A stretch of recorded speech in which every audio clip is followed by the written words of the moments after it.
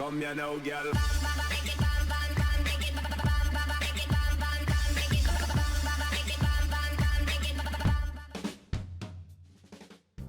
Hello and welcome to What's Map, your one-stop shop for everything workshop. I'm BonBonB and you're very, very welcome.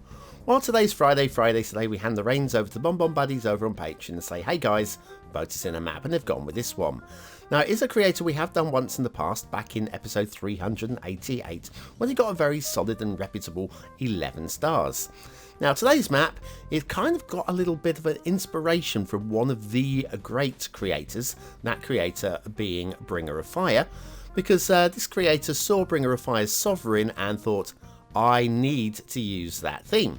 That theme by one of the other great creators, Ikanya. So basically there's a lot of inspiration from the greats in today's map, which hopefully is going to make it a good one. Meanwhile, before we do anything, I need it to be a good one from you, with a good click of the like button. That's right, clicking that like button really does support the channel, gets me seen by more people and helps me grow a little bit more every single day. Thank you for your support. Today's map is Scattered Land version 4 by SergejLesMullok. Not sure if that is Sergey or Serge, but I would have thought Sergey would be EI and we got an EJ. I'm not sure. But anyway, Sergey I'm going with. There's your start square. Looks usable, doesn't it? I think so.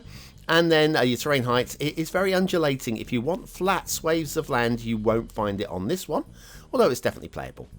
Resources, look at all the fertile land in the middle of that volcano, all that volcanic ash really making the volcano come to life. And then if you want to do some fishing and you've got Sunset Harbour, there's your fishing map like that. Off to the workshop, what do we need? Well, it's a mass transit map. You will need mass transit for this one. And if we scroll down please, BonBon.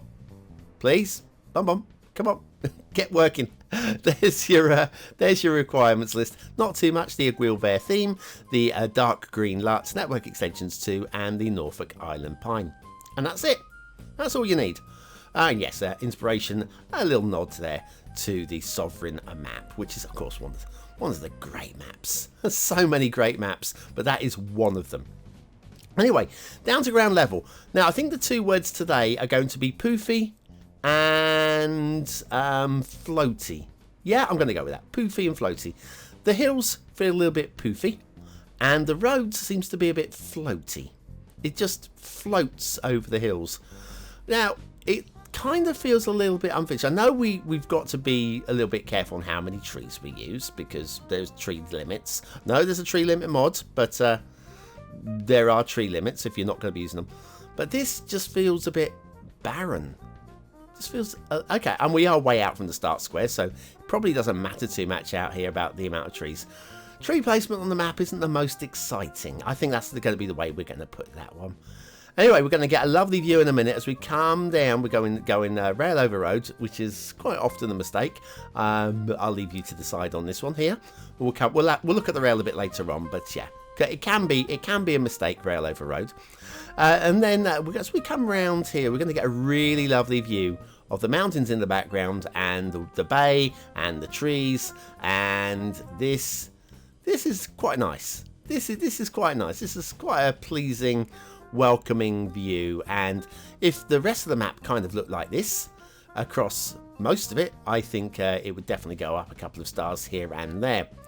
As it is, it's a bit patchy. I mean, the trees, if you got forests and you can blend them into different environments. Oh, a little bit of detailing along the road here using these vanilla standing stones, and it's a bit different, and I like the effort that's been made there. I'm going to give credit for that. I'm going to give credit. You won't see anything like that anywhere else on the map.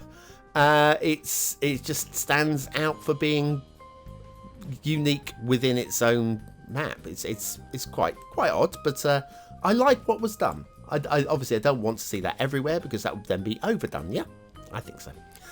And into a forested area. The forested areas are really nice. The density of the forest areas is really quite nice indeed. It's just where they're located, it's kind of just a bit patchy here and there. There are some areas where the forest has been done very well indeed. I'm not saying the whole map is sort of like patchy. There are some areas, and we'll see them in the second half of the show, but it just seems a bit patchy here and there. Anyway, we have here, this is Start Square intersection, which looks a bit like a duck. Also, you'll notice you can only get into the Start Square from this direction because of the angle of the intersection. You can only get down that road from this direction because of the angle of the intersection. Yeah, could do with an extra highway access, I would suggest. Anyway, all these people coming in from the west cannot get into the Alpine Chalet by Comrade or Comrade Intense. Yeah, what was that? Smiley face, unsmiley face. Comrade Intense. Oh, I like that. It's a double thing. Anyway, Comrade Intense, great creator. One of those. I'd love to see more from them. Actually, it's one of those creators that, I mean, I know these things take weeks to make. I know they do, but I'm greedy. I'm greedy. I want more. Give me more. Always from the best creators, you want more, don't you? Factoids, because factoids. While we're here. Charles Sauson, I think that's how you pronounce it, S-A-U-S-O-N, Sauson, Charles Sauson, inherited the post of official executor from, say that again, executioner, sorry, read it. I knew that was wrong, the moment it came out of my mouth, from his father in 1726. Good old Charles. He was 7 years old at the time. What a job. Anyway, the Alpine Chalet by Comrade Intense, smiley unsmiley. Today's asset of the day. And back to the highways. Yes, Charles Sauson. What a job to be given when you're 7. What do I have to do? Just like cut off his head. But I can't lift up the axe. Oops. Anyway, we'll be following that route a bit later on. That route is a little bit fanciful. I'm going with that. Okay, elevated crossing of the river here, very nicely done, quite happy with that. And if we come across here, comes down to ground nicely. This is a nice little elevated section. I don't mind any of this is all pretty good. A bit uppy downy over the hill there, but that's fine. And then a pretty good solid level looking bridge across here. That could have been a disaster and wasn't, so credit for there as well. I like the way it cuts into the mountain here, and we have, although it's a little bit precarious, a little bit of a cliffside drive there as well. But precarious, there's nothing wrong with precarious, although maybe some defences along the side there would feel a little bit more secure. But yeah, the hills feel a little bit poofy, and the road just floats over them. And you kind of want it to a degree, but some of these I feel a little bit of cutting here and there. And just a little bit of terrain work just to make it feel a little bit more realistic would take this road to the next level, because frankly, it's for a standard playthrough, you're probably not going to mind. This is certainly no worse than many of the original Colossal Order vanilla map roads, and probably better than many of them as well for that matter. But there are little areas like here, this little wibble here. It's not even a jinky janky, it's just a wibble. And anyway, heading down towards the edge of the map, we've just got a couple more little features, like this little crossing here, which is oh yeah, there's I see a little bit of a problem coming up here. Can you see how sharp this edge is where the bridge starts? That's always a little bit of a hint there. Maybe Blue Mantle. We've even got a little bit of stress there. I reckon we've got Blue Mantle. Let's have a little look. Yep, we have Blue Mantle. So that's a little bit on the ugly side, I'm afraid, there. But we are right on the edge of the map, so it probably doesn't matter as much as it would do if it was in the middle of the map. But even so, there's no reason for Blue Mantle, easily avoided. The rail, well, if you're looking for a realistic map, this rail is not going to cut it for you. Just get out your bulldozer and get rid of it and then rebuild it from scratch. It's very, very uppy downy. Like the crossing of the road here, it has to elevate to get up there, but then it's okay at the right elevation at the other side, and then we have to climb to go over the hill. I think there's room for, oh, and look at the steepness of the terrain here. That's somewhat crazy, but again, does it matter?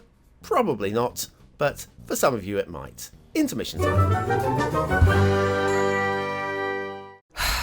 can't believe I'm plugging this, but my husband, this old gamer, has a YouTube channel where he builds cities or something. He thinks he's funny and different from other Cities Skylines channels, but what he needs to do is take out the trash. But in the meantime, check out this old gamer.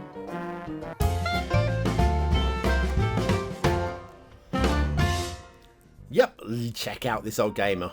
So funny, so funny. Okay, right, shipping routes. We have a shipping route here with a bit of an angle going on there, which means we're probably going to have some U-turn boats like this, which is why you always want to provide a little bit of a shortcut, a little bit of a curved triangle, just to allow the ships to turn freely. It's just standard. It's stock, I would suggest. But anyway, yes, we'll have the same at the other end of the map as well. Oh, this bridge is a little bit low for the vanilla shipping. Even the freighters will crunch through that a little bit. And again, we've got a very tight angle here. Is this boat going to do a U-turn for us, or is it going to come straight on? And the answer is coming straight on. There's a shame. You can't always have it your way when you're recording a show. But anyway, and then we have the 2 exits off the edge of the map. Water flow in the start square. We do have a river which is a little bit lumpy and a little bit light. It's lumpy because it's light. You need a little bit more water flow in there just to get rid of these little bumpy bits. And then over here on the opposite side, you also have access to this in the start square. There's no real water flow there as well, but because you've got 2 separate entities of water, you'll be able to pump and drain if that's the way you like to play the game. Overall, I kind of like the layout of the map. Okay, I'm going to say it. I do like it. Like the mountain ridges and the Guilvaire theme works so well. It looks so amazing. And these mountains definitely remind you of a lot of Bringer of Fire's work. The classics. Yeah, this is a volcano. This is 100% fertile in there. So you want to maybe a spiral farm? Could you do a spiral farm in there? And then somehow get your freight down via a tunnel, probably. There you can. This becomes a fantasy map and how you could attack it. Where we have forests, it looks amazing. Where we have forests, it looks stunning. And you'll notice there is forests. Oh, we've got a little lake type area over there. There's forests going up into the ravines in the mountains, which is a nice little bit of detailing. But all the rest of the map is just a little bit here and a little bit there.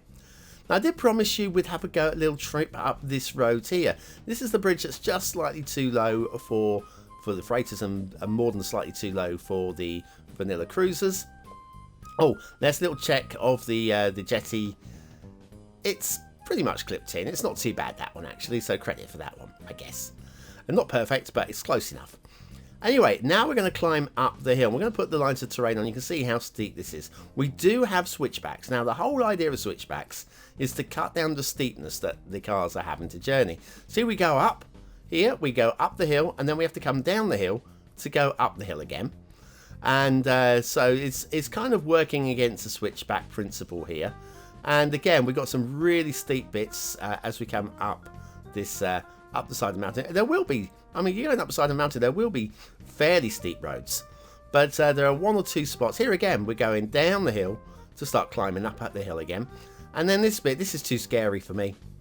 This is too scary. Look how close to the edge of a cliff you are. With these trucks coming down the steep, having to turn as well. Yeah, that needs to be leveled out quite a lot. But only if you're really bothered about believability. Anyway, these switchbacks here look a lot more believable, and then we go up into the snow, which is quite neat. Little patchy areas of snow. I feel it could be a more interesting snow coverage. Like there are areas you'd expect there to be snow when there aren't, and areas that you wouldn't expect to be snow when there are. Then as we go over this ridge, we have, well, a different switchback. This time it's elevated. Now it's on the edge of the map. It's kind of ugly, but I also kind of like it. I do, actually. I prefer that to what we were seeing on the opposite side of the mountain. And then it goes off towards the edge of the map there. So I think we've pretty much covered everything this map has got to show and to offer. Not a flat buildable map. Definitely a bit of a challenge to build on. We've got a big old Bonbon Island over here. Or is it a Bonbon Island? It's probably a bit too big to be a Bonbon Island. But thanks for the thought. Anyway, what do you think of this map? Is it a 1-star map? Is it a 5-star map? Is it somewhere in between? Your vote really does count. We use it at the end of the month for the Viewer's Choice Top 10. Will this be one of the top 10 maps of the month? Only you can decide. Click the I button now in the top right hand corner of your screen. It will take you to the voting page where you can vote for free. But what do I think of the map? Well, aesthetically, I think it's okay. I like the shape of the map. I like the design of the map. I do like some of the mountains on the map, but I don't feel it really... I mean, it needs better forestry, I think, to make it really into a 4-star map. And the forestry is just a little bit patchy and ill-defined. I was going to say undefined. Ill-defined, I would go. I'm going to go slightly above 3, middly 3, sort of rating-ish for that one. Detailing, it's very hard with this one. There's not too much to talk about. I can't score it massively highly because the highways don't really grab me in terms of the quality of them. But there's nothing wrong, really, apart from a couple of patches of blue mantle. So I'm going right down the middle with 3. Gameplay potential, I think it's pretty playable if you want to play a mountain backdrop map. I'm going to go medium high 3 for this Scattered Land version 4 by SergejLesMullok by SergejLesMullok. The thing is, though, a wheel there. It looks great, but I think it's set for a snowfall map. Now, I think if this map was snowfall, all of these soft undulating hills would be softened more by the snow. I think it would look a lot better as a snowfall map. So this is with snowfall, the DLC with the snowfall the LUT for snowfall LUT. So there's an option if you want to try something a bit different with the very same map. But anyway, that's it from me today. Thank you very much for watching, for commenting, for liking, and for subscribing, for making it to the very end of today's show. Well, you're not at the very end yet. You will be in about 3 seconds, 2 seconds, 1 second. And now you're in the 20, you're now elite, which means for 100 population points, which you just score for yourself, use the word of the day into the comments. And yes, you're part of our secret society that only those of us in the last 20 seconds of the show will know about. Thanks for watching, and I'll see you tomorrow with another What map.